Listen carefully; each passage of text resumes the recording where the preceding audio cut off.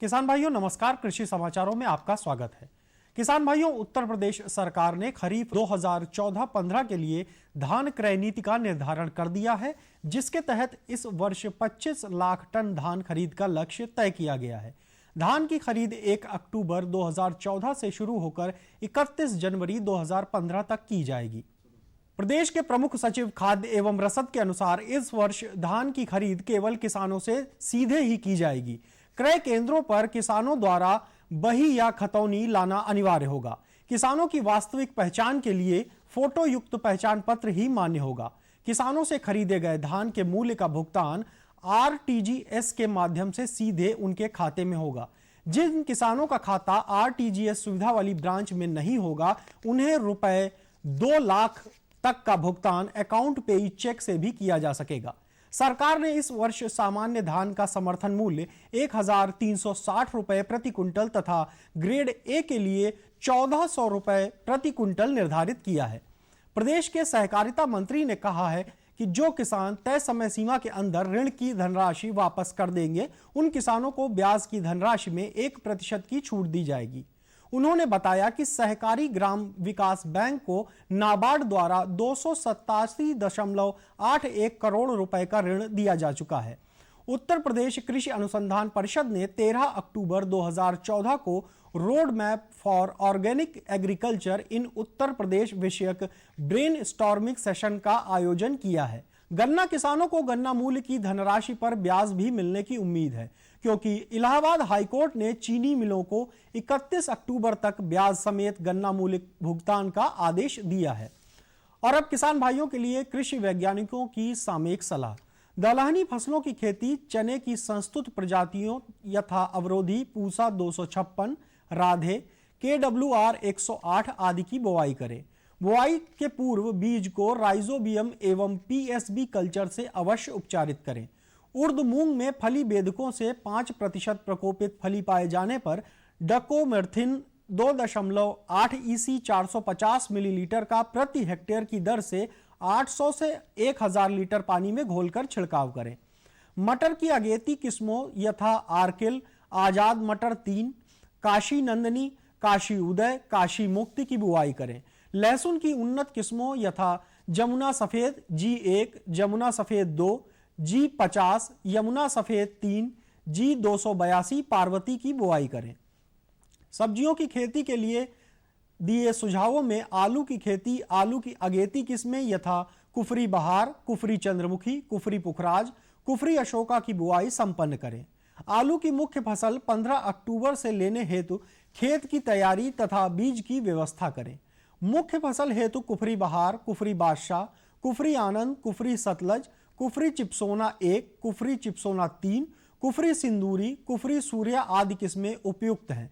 बुआई के 7 से 10 दिन पहले शीत भंडार से बीज आलू को बाहर निकालें। यदि शीतगृह में भंडारण करने से पूर्व आलू उपचारित न किया गया हो तो शीतगृह से आलू निकालकर छांटने के तुरंत बाद आलू के कंदों को बोरिक एसिड के 3% घोल से 30 मिनट तक उपचारित करके छायादार स्थान में सुखा लें। अंकुरित आलू बीज को उपचारित न करें। सब्जियों की खेती, रबी सब्जियों जैसे मूली, शलजम, गाजर, चुकंदर, पालक, सोया, मेथी, धनिया आदि की बुआई करें तथा फूल गोभी, पात गोभी, गांठ गोभी, टमाटर आदि की पूर्व में तैयार की गई पौध की रोपाई करें तथा रोपित पौध में निराई गुड़ाई एवं टॉप ड्रेसिंग एवं आवश्यकता अनुसार सिंचाई करें। फलों की खेती, आम में गुम्मा व्याधि का संक्रमण होने पर NAA 200 ppm 200 मिलीलीटर प्रति लीटर अथवा प्लेनोफिक्स 4 मिलीलीटर 9 लीटर पानी का छिड़काव करें। आम में उल्टा सूखा रोग, डाई बैग से ग्रसित टहनियों को हरे हिस्से से 5 से 8 सेंटीमीटर नीचे से काटने के बाद कॉपर ऑक्सीक्लोराइड 3 ग्राम प्रति लीटर की दर से 15 दिन के अंतराल पर छिड़काव करें।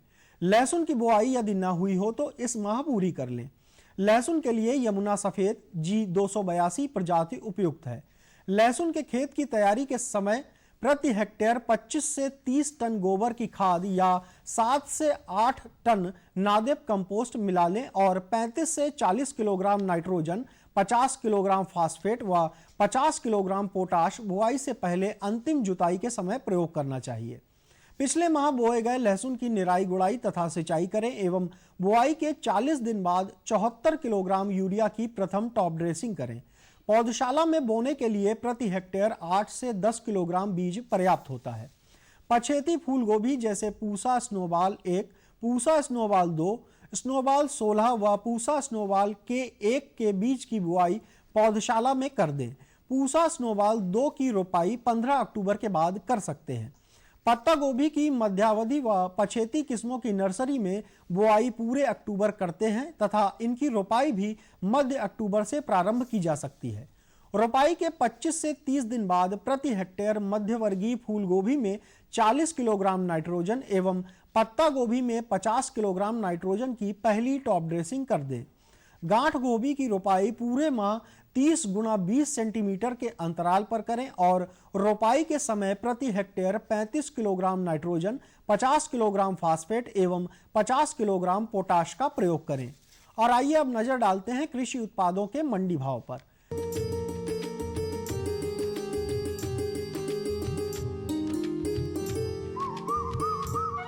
गेहूं मेरठ में 1490 रुपए प्रति क्विंटल, फैजाबाद में 1435 रुपए प्रति क्विंटल, पीलीभीत में 1475 रुपए प्रति क्विंटल, उन्नाव में 1470 रुपए प्रति क्विंटल, कानपुर में 1530 रुपए प्रति क्विंटल। चावल मेरठ में 2180 रुपए प्रति क्विंटल, फैजाबाद में 2035 रुपए प्रति क्विंटल, पीलीभीत में 2220 रुपए प्रति क्विंटल, उन्नाव में 2100 रुपए प्रति क्विंटल, कानपुर में 2150 रुपए प्रति क्विंटल। चना मेरठ में 3350 रुपए प्रति क्विंटल, फैजाबाद में 3685 रुपए प्रति क्विंटल, पीलीभीत में 3190 रुपए प्रति क्विंटल, उन्नाव में 3600 रुपए प्रति क्विंटल, कानपुर में 3270 रुपए प्रति क्विंटल। गुड़ मेरठ में 2870 रुपए प्रति क्विंटल, फैजाबाद में 3460 रुपए, पीलीभीत में 3200 रुपए, उन्नाव में 3220 रुपए और कानपुर में 3290 रुपए प्रति क्विंटल। अब देखते हैं सब्जियों के भावों को। आलू मेरठ में 2005 रुपए प्रति क्विंटल, फैजाबाद में 2070 रुपए प्रति क्विंटल, पीलीभीत में 1890 रुपए, उन्नाव में 2000 रुपए प्रति क्विंटल और कानपुर में 2050 रुपए प्रति क्विंटल। प्याज मेरठ में 1430 रुपए प्रति क्विंटल, फैजाबाद में 1585 रुपए, पीलीभीत में 1485 रुपए, उन्नाव में 1425 रुपए और कानपुर में 1580 रुपए प्रति क्विंटल। टमाटर मेरठ में 1830 रुपए प्रति क्विंटल, फैजाबाद में 1730 रुपए, पीलीभीत में 1480 रुपए, उन्नाव में 1825 रुपए और कानपुर में 1640 रुपए प्रति क्विंटल। बैंगन मेरठ में 600 रुपए प्रति क्विंटल, फैजाबाद में 600 रुपए, पीलीभीत में 520 रुपए, उन्नाव में 800 रुपए और कानपुर में 850 रुपए प्रति क्विंटल। और अब मंडी में फलों के भाव। केला मेरठ में 1640 रुपए प्रति क्विंटल, फैजाबाद में 1420 रुपए, पीलीभीत में 1025 रुपए, उन्नाव में 1900 रुपए और कानपुर में 1375 रुपए प्रति क्विंटल। सेब मेरठ में 4120 रुपए प्रति क्विंटल, फैजाबाद में 3875 रुपए, पीलीभीत में 4000 रुपए, उन्नाव में 5000 रुपए और कानपुर में 5910 रुपए प्रति क्विंटल। ये थे आज के कृषि समाचार और मंडी भाव। कल हम इसी समय फिर मिलेंगे कृषि जगत की नई खबरें नए समाचारों के साथ। और बताओ। बस। अरे ये क्या भैया जी, बस इतनी सी रासायनिक खाद? किसानी छोड़ रहे हो क्या? किसानी नहीं, नादानी छोड़ रहे हैं। मिट्टी की जांच कराई है। अब तो लालाजी जितनी जरूरत है उतने ही उर्वरक खेत में डालेंगे। हाँ किसान भाई आज ही अपने जिले की नजदीकी भूमि परीक्षण प्रयोगशाला में मिट्टी की जांच जरूर करवाएं और मिट्टी में पोषक तत्व, नमी व पौधे के विकास को देखते हुए केवल जरूरत के अनुसार ही पोषक तत्व डालें। और हाँ, मिट्टी में गंधक, जस्ता, बोरोन जैसे सूक्ष्म पोषक तत्वों का पता लगाना भी न भूलें। उर्वरक और जैविक खाद के सही उपयोग से भूमि का उपजाऊपन बनाए रखें, उत्पादकता बढ़ाएं, खर्चा घटाएं और बहुमूल्य विदेशी मुद्रा बचाने में भी सहयोग दें। और हाँ, धीमी गति से नाइट्रोजन उपलब्ध कराने वाले उर्वरकों जैसे नीम लेपित यूरिया को प्राथमिकता दें और यूरिया का पत्तों पर छिड़काव करें। अरे वाह, तू तो सचमुच समझदार हो गया रे। अधिक जानकारी के लिए संपर्क करें जिला कृषि अधिकारी या किसान कॉल सेंटर। अम्मा खाना दे दो ना। सबर कर गोलू, अभी दाल नहीं गली है। तू फिक्र ना कर गोलू की अम्मा, अब की बार अपनी दाल खूब गलेगी। क्या मतलब जी? अब की बार NFSM के तहत दाल की पैदावार को बढ़ाने के तरीकों को दिखाने के लिए देश में 1000 क्षेत्र चुने गए हैं, जिसमें हमारा इलाका भी आ गया है। पर इससे हमें क्या फायदा? हमें 5 एकड़ खेती के लिए खाद और कीटनाशक के अलावा बढ़िया बीजों की एक मिनी किट भी मिलेगी। इतनी दाल का करेंगे क्या जी? अरे भगवान, सरकार ने दलहन का समर्थन मूल्य भी खूब बढ़ा दिया है और इनकी खरीद का भी पूरा इंतजाम कर लिया है। इससे आमदनी बढ़ेगी और फिर हमारा गोलू अच्छे स्कूल में जाकर के कृषि वैज्ञानिक बनेगा। हाँ जी जी जी। किससे बात कर रहे थे इतना हंस हंस कर? किसान कॉल सेंटर में विशेषज्ञ से खेती के बारे में सलाह ले रहा था। सुबह भी रात को भी? किसान कॉल सेंटर सुबह 6 बजे से रात को 10 बजे तक खुलता है। रविवार को भी? साल के 365 दिन खुलता है। पर तुम ये सब क्यों पूछ रही हो? मैं तो कुछ और ही समझी थी। कृषि संबंधी समस्याओं का अपनी भाषा में तुरंत समाधान पाने के लिए पूरे भारत में किसी भी फोन से राष्ट्रीय हेल्पलाइन नंबर 1800-180-1551 पर संपर्क करें। आज तो वसूली करके ही जाऊंगा। घनश्याम, अरे ओ घनश्याम। वो तो स्कूल गए हैं। स्कूल गया है। अरे बहाना तो ढंग का बनाती। हाँ लाला, मैं स्कूल ही गया था, फार्म स्कूल, जहाँ किसानों को सिखाई जाती है खेतों में पैदावार बढ़ाने की हर बात, जैसे मिट्टी के हिसाब से सही खाद, बढ़िया बीज और जरूरत के मुताबिक कीटनाशक, ताकि कम लागत में अधिक मुनाफा। ये पकड़ लाला, तेरा हिसाब साफ।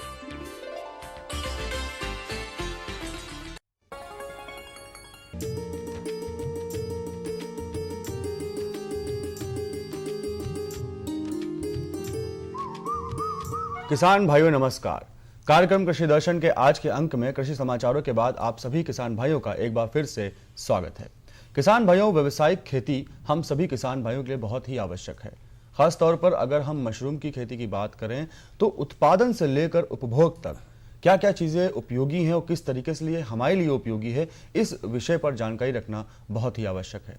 आज के अंक में हम इसी विषय पर जानकारी प्राप्त करेंगे और इस विषय को विस्तार से बताने के लिए हमारे साथ मौजूद हैं चंद्रशेखर आजाद कृषि एवं प्रौद्योगिकी विश्वविद्यालय कानपुर से सह प्राध्यापक डॉक्टर वेदरत्न जी। आइए उनका स्वागत करते हैं। डॉक्टर साहब, बहुत बहुत स्वागत है कार्यक्रम कृषि दर्शन में।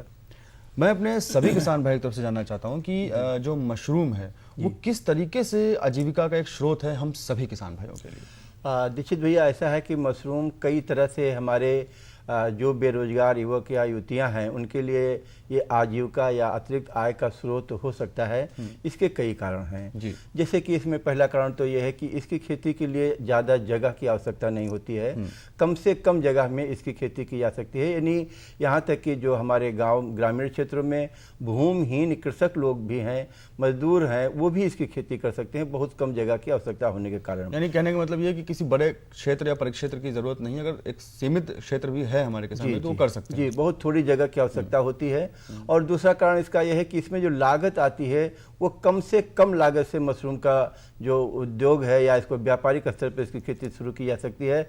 आपको जान के ताजुब होगा कि अगर 500 रुपया या 1000 रुपया लगा करके भी कोई बेरोजगार युवक या युवती इसका काम करना शुरू करना चाहता है तो इसको शुरू कर सकता है। तीसरा कारण इसका यह है कि इसकी जो उत्पादन तकनीक है वो बहुत ही आसान है, इसलिए भी आजीविका का स्रोत हो सकता है। और चौथी बात यह है कि इसकी खेती चूँकि बंद जगह पर की जाती है तो प्राकृतिक रूप से जैसे बाढ़ है, आंधी है, तूफान है, इससे इसके खराब होने की संभावना नहीं रहती है। तो इस तरीके से अगर देखें तो कम से कम जगह में कम से कम लागत से प्राकृतिक आपदाओं से बचाते हुए इसका उत्पादन करके हमारे जो भी ग्रामीण क्षेत्रों में या जो शहरी क्षेत्र हैं वहाँ पर जो कस्बे हैं वहाँ पर जो बेरोजगार युवक युवतियाँ हैं वो इसको आय के साधन के रूप में उपयोग कर सकते हैं। डॉक्टर साहब, ये आपने अच्छी बात बताई कि कम क्षेत्र में और कम लागत में किसान भाई जो है इसकी खेती शुरू कर सकते हैं। और जो भी ग्रामीण क्षेत्र में रह रहे हैं और कोई कार्य नहीं कर रहे हैं, खेती करके भी अपना कार्य शुरू कर सकते हैं सबसे कम लागत में। ये भी इस विषय पर और जानना चाहूँगा कि क्या ये अकेले ही कर सकते हैं या अगर लोग कुछ एक समूह बनाकर भी कार्य शुरू कर सकते हैं? निश्चित भैया, ऐसा है कि ये निर्भर करता है कि हमारे जो उत्पादक हैं उनका उत्पादन क्षमता कितनी है। अगर उनको थोड़ा सा उत्पादन करना है तो अकेले भी अपने एक पारिवारिक के रूप में उसका उत्पादन करके कर सकते हैं, लेकिन अगर इसको बड़े व्यवसाय के रूप में अपनाना चाहते हैं तो ग्रुप में समूह बना करके भी इसका उत्पादन कर सकते हैं। उत्पादन को लेकर बात करना चाहूंगा कि उसके क्या कई तरीके के चरण हैं उत्पादन को लेकर। हाँ भैया, ऐसा है कि मशरूम उत्पादन में इसके कई चरण हैं। जैसे इसमें आता है कि एक तो पहले इसके जो आधार सामग्री है उसको तैयार करना, विशेष करके जैसे जो बटन मशरूम होता है इसके लिए कंपोस्ट बनाया जाता है। तो इसके कई चरणों में कि एक तो इसका कंपोस्ट तैयार करना, दूसरा इसका स्पान जिसको हम बीज कहते हैं, मशरूम बुआई के लिए जो प्रयोग किया जाता है बीज, उसको हम वैज्ञानिक भाषा में स्पान कहते हैं। स्पान उत्पादन है, कंपोस्ट का उत्पादन है, और इसके बाद मशरूम का उत्पादन है। इसके बाद इसका जो विपणन है यानी मार्केटिंग, जो विशेष करके हमारे जो मशरूम उत्पादक हैं जिनके सामने समस्या आती है, तो मशरूम का विक्रय के रूप में भी इसको हम अपना करके आजीविका का स्रोत अपना सकते हैं। और इसके अलावा इसके जो विभिन्न प्रकार के जो प्रोडक्ट्स हैं, उत्पाद हैं, उनको बना करके मार्केटिंग करके, उसकी भी मार्केटिंग करके इसको आजीविका के स्रोत के रूप में अपनाया जा सकता है। क्या बीज उत्पादन के लिए भी कुछ कार्य किया जा सकता है? अब भैया ऐसा है कि इसमें जैसे हमने आपको बताया, आपने पूछा कि बीज उत्पादन को किस तरीके से इसको आजीविका का स्रोत के रूप में प्रयोग किया जा सकता है। तो इसमें हम अपने किसान भाइयों को बताना चाहेंगे कि जो थोड़ा सा पढ़े लिखे बेरोजगार युवक हैं, तो भारत सरकार और उत्तर प्रदेश सरकार की कई सारी ऐसी योजनाएं हैं जहां पर मशरूम का जो स्पान है इसके उत्पादन के लिए उनको शुद्ध आर्थिक सहायता भी मिलती है, और वहां से आर्थिक सहायता लेकर के मशरूम का जो स्पान है इसका उत्पादन करके, और जो भी उत्पादक हैं उनको इसकी समय पर उनकी मांग के अनुसार इसकी आपूर्ति करके ये इसको आजीविका के स्रोत के रूप में अपना सकते हैं। इसी तरह से दूसरा इसका जो हमने स्टेप बताया कि जो कंपोस्ट का उत्पादन है, क्योंकि बहुत सारे ऐसे मशरूम ग्रोवर हैं, मशरूम उत्पादक हैं जो शहरी क्षेत्रों में रहते हैं या कस्बे में रहते हैं, लेकिन उनके पास इतनी जगह नहीं है कि वो इसका कंपोस्ट भी तैयार कर सकें। तो एक ग्रुप ऐसा भी हो सकता है कि जो मशरूम का कंपोस्ट जो उत्पादक हैं उनकी मांग के अनुसार उनको समय पर और मांग के अनुसार उचित मात्रा में उनको कंपोस्ट दे सकें। तो इस तरीके से जो कंपोस्ट का उत्पादन है, कंपोस्ट का जो प्रिपरेशन है, तैयारी है, ये तैयार करके भी किया जा सकता है।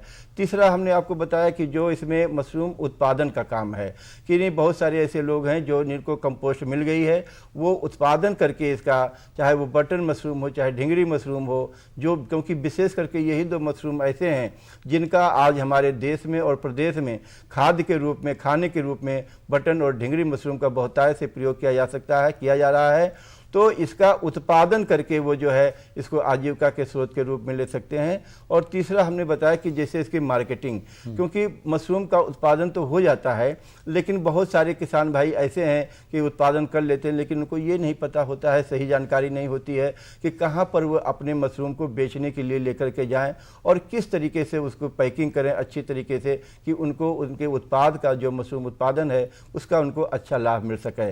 तो एक ग्रुप, एक समूह ऐसा भी हो सकता है जो मशरूम उत्पादक हैं उनसे मशरूम को लेकर के और सही जगह पर सही समय में, क्योंकि मशरूम एक पेरिसेबल आइटम है, सब्जी है, इसमें आप जानते हैं कि जो पानी है उसकी मात्रा अधिक होती है। और यही नहीं, मशरूम ही नहीं, कोई भी कृषि उत्पाद है तो वो मार्केट में, मंडी में जितना ही जल्दी समय से पहुंचेगा उतना ही उसका ज़्यादा लाभ मिलेगा। डॉक्टर साहब, आपने बीच में एक बात कही थी कि आर्थिक सहायता भी उनको प्राप्त होती है अगर वो छोटे स्तर पर या बड़े स्तर पर कार्य करना चाहते हैं, तो इसकी जानकारी उनको कैसे प्राप्त हो सकती है? भारत सरकार की जो हमारी योजनाएं हैं, जैसे उसमें जो है ये खाद्य सुरक्षा मिशन है, नेशनल हार्टिकल्चर मिशन है, तो इनके माध्यम से ये नेशनल हार्टिकल्चर बोर्ड है NHB, तो इसके माध्यम से उनको जो है सहायता, आर्थिक सहायता मिल सकती है। और इसके लिए उन्हें चाहिए कि अपने जो जिले के जो जिला उद्यान अधिकारी हैं उनसे संपर्क करें या जो कृषि विश्वविद्यालय हैं वहाँ पर जाके संपर्क करें, तो इसका रास्ता उनको पता चलेगा और इस तरीके से इन कामों को करने के लिए उनको आर्थिक सहायता भी मिल सकती है। 3 मुख्य चरण है जिसमें अगर ध्यान से उत्पादन को लेकर, विपणन और उपभोग, अगर तीनों क्षेत्र में किसान भाई थोड़ा ध्यान रखते हैं, अकेले काम करें या समूह में मिलकर करते हैं तो बेहतर एक उनका एक साधन है आजीविका के लिए। जो भी आपने जानकारियां हमें दी है डॉक्टर साहब, इन सभी जानकारियों के लिए आपका बहुत बहुत धन्यवाद।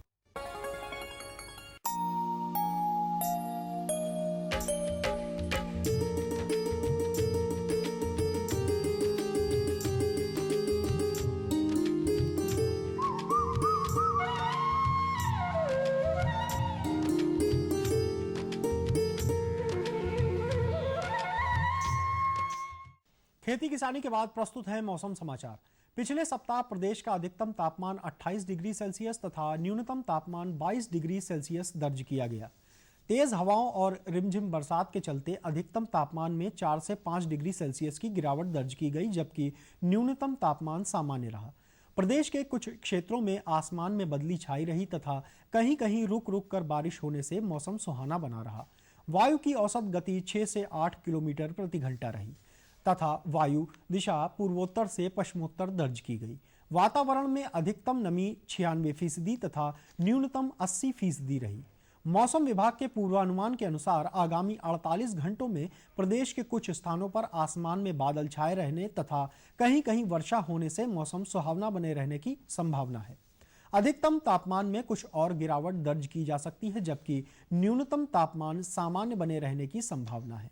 किसान भाइयों, मौसम वैज्ञानिकों की आपको सलाह है कि यदि आप बीज बनाने हेतु धान की खेती कर रहे हैं तो इस मौसम में अवांछित पौधों को खेत से हटा दें तथा आवश्यकता अनुसार सिंचाई करें, जिससे बीज उत्पादन अच्छा हो। चने की खेती के लिए इस समय आप संस्तुत प्रजातियों जैसे पूसा 256, राधे, KWR 108 आदि की बुआई उचित नमी में प्रारंभ करें। बुआई से पूर्व बीज उपचारित अवश्य करें। सूखा व बाढ़ प्रभावित क्षेत्रों जहां खरीफ फसलें नष्ट हो चुकी हैं, वहां अगैती रबी फसलों की बुआई प्रारंभ करें। इस मौसम में तोरिया की संपूर्ण उत्तर प्रदेश में बुआई हेतु संस्तुत प्रजातियां जैसे भवानी, PT 303, टा 36 आदि की बुआई का कार्य शीघ्र पूरा करें तथा बीज दर 4 किलोग्राम प्रति हेक्टेयर की दर से प्रयोग करें। इस समय बोई जाने वाली राई व सरसों की संस्तुत प्रजातियों जैसे वरुणा, T59 और बसंती पीली की बुआई शीघ्र पूरी करें। आलू बीज उत्पादन हेतु संपूर्ण कंद की बुआई सुनिश्चित करें। रबी सब्जियों फूल गोभी, पात गोभी, गांठ गोभी, टमाटर आदि की खेती में पूर्व में रोपे गए पौधों को इस मौसम में निराई गुड़ाई, नत्रजन की संस्तुत मात्रा की टॉप ड्रेसिंग तथा आवश्यकता अनुसार सिंचाई करें। मटर की अगैती किस्में जैसे आर्किल, आजाद, काशी, नंदनी, काशी उदय आदि की बुआई करें। इस समय लहसुन की उन्नत किस्में जैसे जमुना सफेद 1, जमुना सफेद 2, जमुना सफेद 3, पार्वती आदि की बुआई उचित नमी में शीघ्र पूरी करें। आम के बागों में डाईबैक से ग्रसित टहनियों को हरे हिस्से से 5 से 8 सेंटीमीटर नीचे से काटने के बाद कॉपर ऑक्सीक्लोराइड 3 ग्राम प्रति लीटर की दर से 15 दिनों के अंतराल पर छिड़काव करें। पपीते के नए बाग हेतु रोपे गए पौधों में संस्तुत उर्वरकों का प्रयोग करें तथा सिंचाई करें। किसान भाइयों, ये थे आज के अंक के मौसम समाचार। अगले अंक में मौसम संबंधी कुछ और नई जानकारियों के साथ हम फिर उपस्थित होंगे। तब तक के लिए नमस्कार।